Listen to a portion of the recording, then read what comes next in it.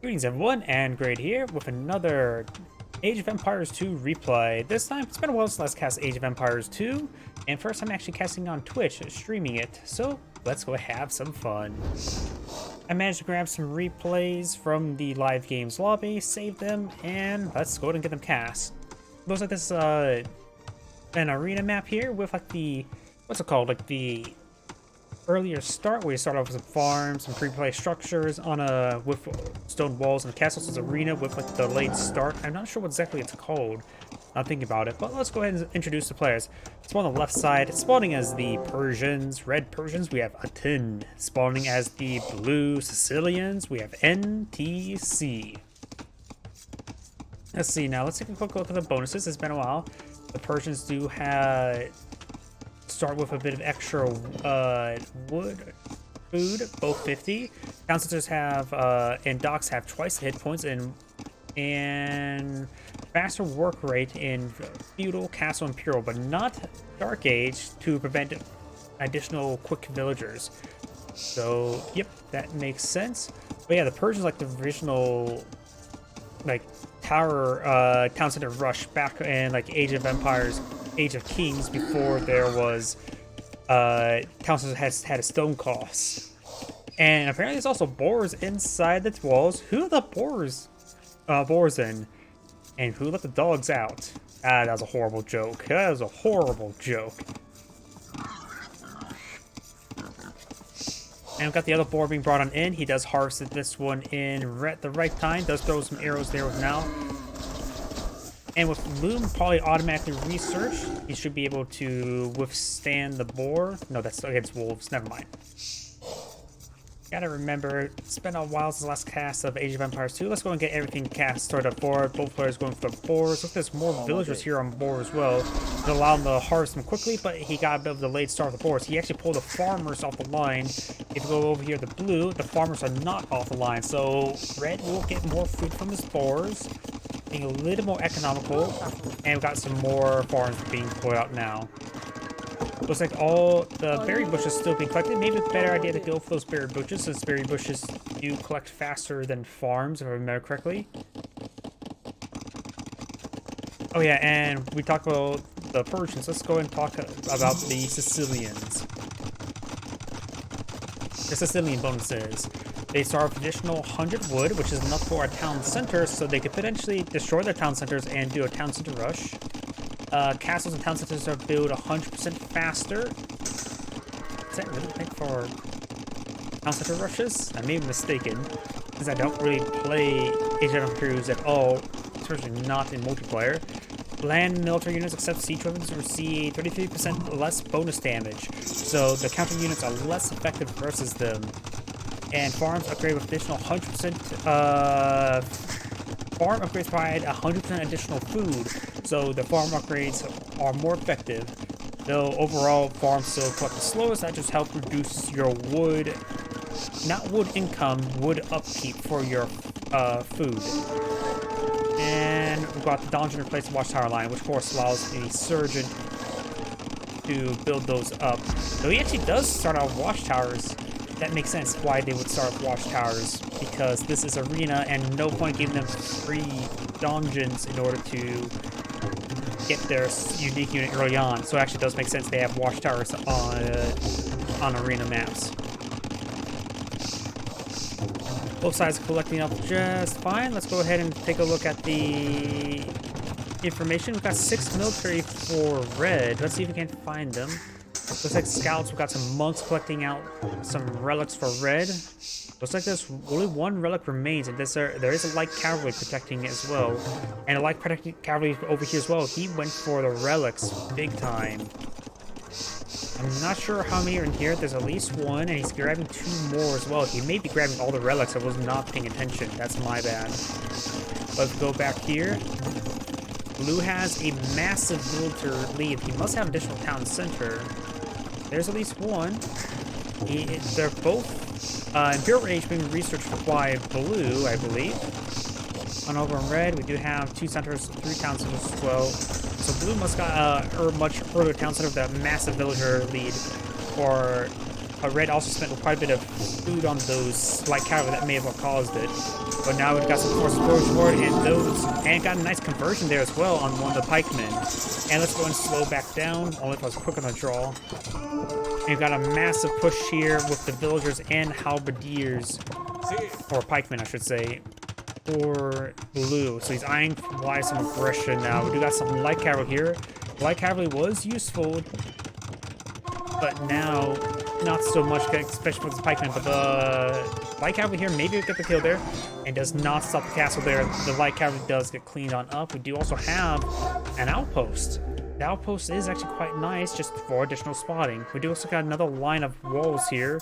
But it doesn't look like it's fully built. That looks like an end segment here, so there's maybe an unbuilt wall. Yeah, it looks like that. No, that's maybe. Hard to tell. That looks like an incomplete wall, though. That could be a camera playing tricks on me. There's also a gate here as well. Light cavalry is pushing his way forward, intercepting the villagers trying to build outposts. Not a massive threat, but having additional reconnaissance like that is always handy. And they'll cost what? 5 stone, 25 wood. They're very cheap. Really meant for scouting and also early detection. We got some stone in this area as well, and these stone walls, of course, additional walls. And they're not fully built; they're being built now. You've got a trebuchet upon red as well, safely behind these walls, and he finds or creates an opening right there with some petards. Obviously, pushing way forward. Red does. It's getting pretty close. 17, and it looks like a 17 versus 17. Red does have border reinforcements here as well. Maybe a couple champions help sway the battle. I'm not sure about the upgrades. We've got 6 damage, 1/1 armor. Blue has, I think, almost all its upgrades, so it's going to be very, very much in favor of blue here. He's just very, very well teched up. We may see some militia line here. We've got Townsend here loaded up with some villagers. Not a whole lot, just enough to get the arrows firing. And Trebuchet will get gunned down or stabbed down, and we do have the blue's own trebuchets going on up. Castle has been fully repaired, and we've got a number of low wood for blue. Let's switch over to the Gaia, since we don't have to hear about the sound. I can't. That's my best impersonation of that sound effect. Trebuchet rocks raining on in. You've got the +4 damage, plus armor, so I think these halberdiers are not fully teched up. Red has 6 damage. Yeah, Red does not appear to have any sort of blacksmith weapon upgrades. Does have some armor, but not weapon. This town center will likely go down, but the wood line still being harvested on up.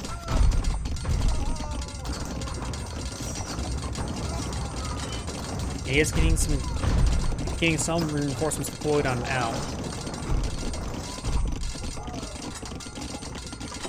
Red has a good number. It looks like he has got another round of armor on them, which is good. But blue still has all his attack upgrades, and that's 10 damage. The armor will be very useful for both sides, as they are more of a higher rate of fire stabby unit. And now got some hand cannoneers deployed on out. That should be very useful versus the halberdiers.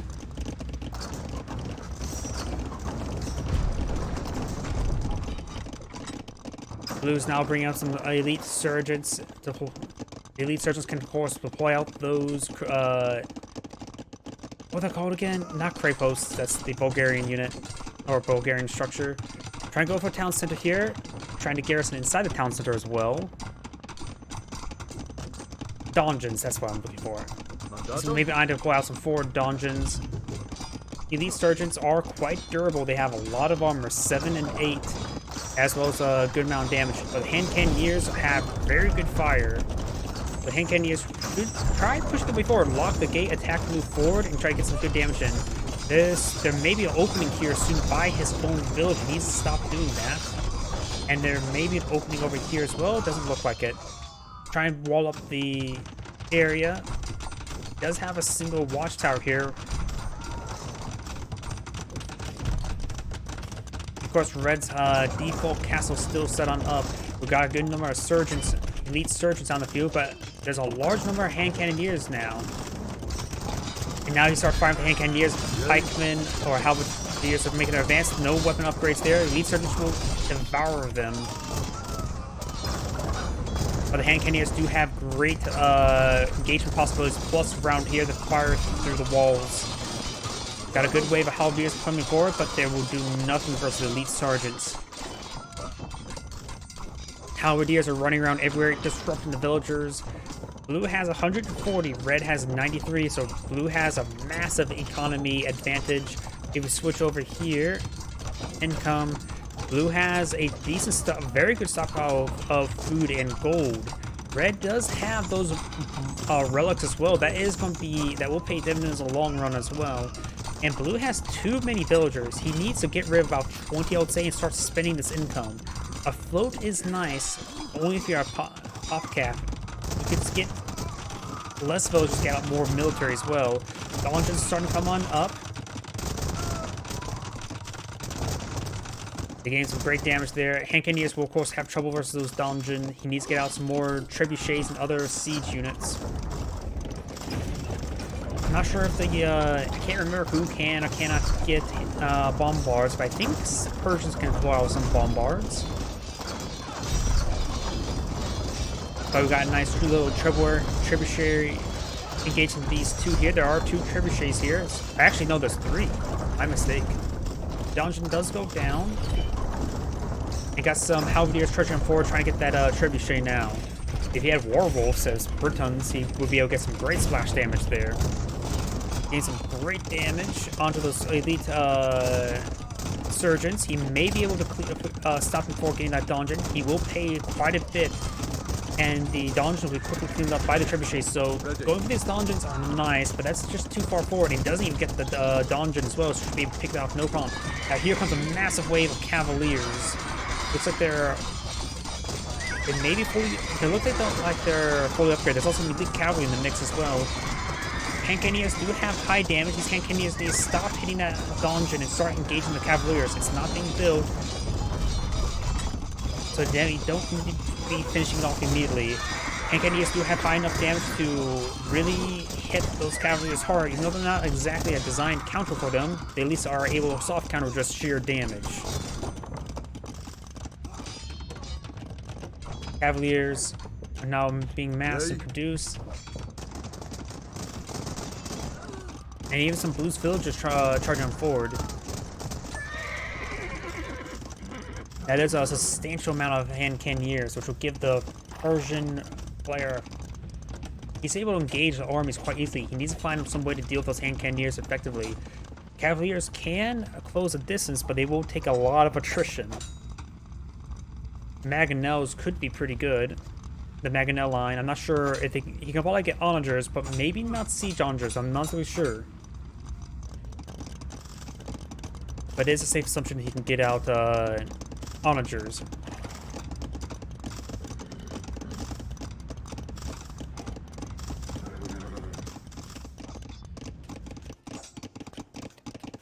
Ready.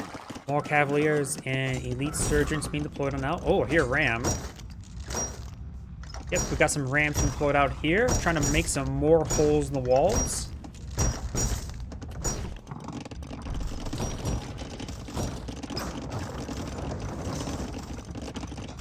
We got some fort castles as well.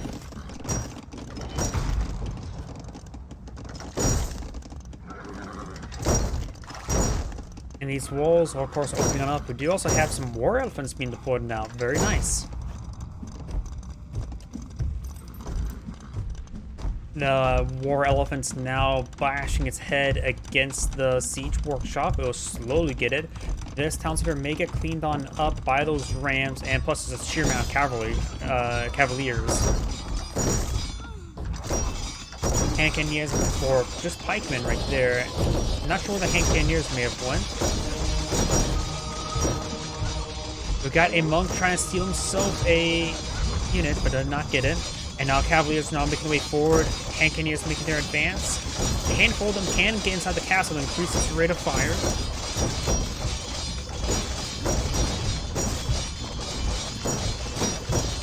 And cannoneers and halberdiers now making their advance. Halberdiers can deal with most of this force, excluding the surgeons.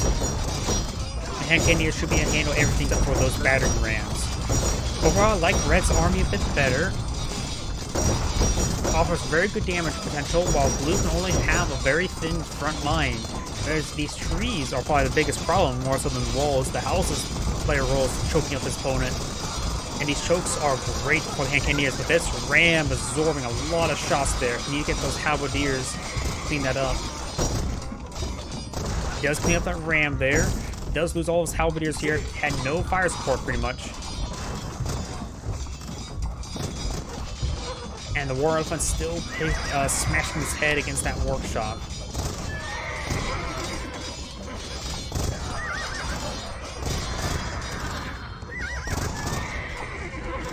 More cavaliers going down, deciding to fall back away from cavaliers. I don't think Blue's army is just suited for this battle. Hand cannoneers just pose too big of a threat. We do got some skirmishers, but they're not a counter unit to hand cannoneers. They just have too high damage.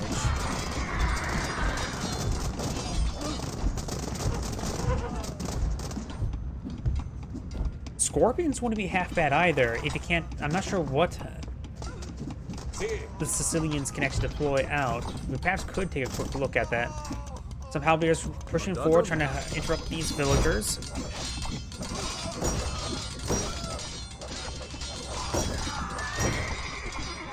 And got the rams still pushing the way forward.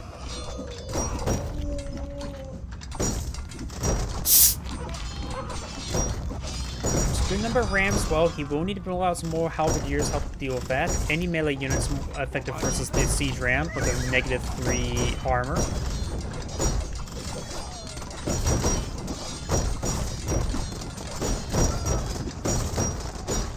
Now these houses are going down. And Red is sitting at 82 villagers. He's lost a number of villagers. Blue has not gotten rid of some villagers, so he is working with less military population possible. In fact, Blue only has 54 military units. That's a big problem. As well, Red has is deploying a much larger army, though he is losing quite a bit to those skirmishers. Skirmishers are, of course, effective versus the halberdiers as well. The monastery itself maybe was what's keeping Red in the game, getting that extra bit of gold income. Halberdiers charging them forward, getting the minimum range of those skirmishers. And now they should be able to deal with these rams, no problem. If these starters pushing way forward, we've got a number of these dungeons around the map causing issues. Spreading the dungeons out like that is actually quite annoying to deal with. Now your opponent has to take time to clean up every single one, and you only need a handful of surgeons to deploy them. We got a trebuchet pushing way forward, trying to sieging down the castle.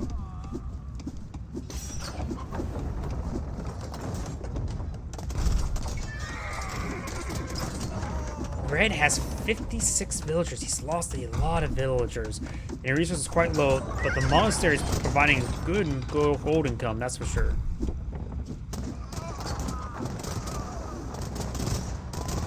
Got another castle here, so that's be a good way to help close this breach. Very large breach, which is really smaller. And Trebuchet will go ahead and take out that castle if that's shot there. But Red has a massive wave of infantry moving his way forward. And is Red or is Blue? Blue is basically out of gold, and the monastery is providing Red just enough gold to keep his army going. And in fact, he has so many gold-based units, such as the hand cannoneers here on the field, he's able to cost-effectively engage all these trash units. You may have a pitiful amount of villagers, but as long as it's engaged at a much better rate. Who actually surrendered? Red has actually backed out of the game. Looks like the flanking maneuvers, all the dungeons slowly bleeding off, actually made him believe he's not winning the game.